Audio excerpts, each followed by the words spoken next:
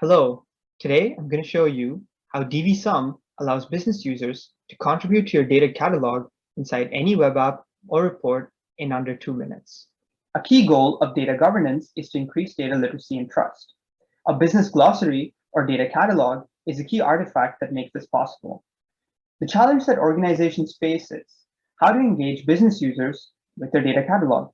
After all, those users would rather be spending time in their applications and reports than in a separate catalog tool filling out glossary spreadsheets.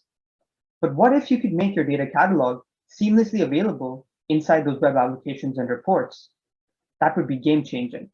That is what DvSum does. Let's take a look. For the sake of this tutorial, I'll be using Google Chrome. Once I open my web browser, I'm going to go ahead to the Chrome Web Store.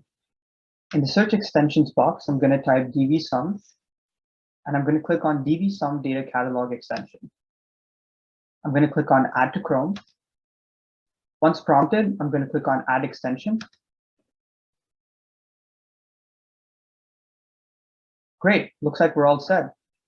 Let's say I receive an email alerting me to the worsening risk response score in my organization in the month of March. It requires an urgent action on my part. When I browse through this email, I wish to search for this term, the risk response score, in my business glossary. I select the term, right-click, and click on Search in Data Catalog. DvSum's Data Catalog extension will automatically look for the term. Let's see what it's found. It's provided me a neat definition of the risk response score. It's included ownership information. And if there was a requirement, it would also provide me with business rules, classification information, and any other additional information required.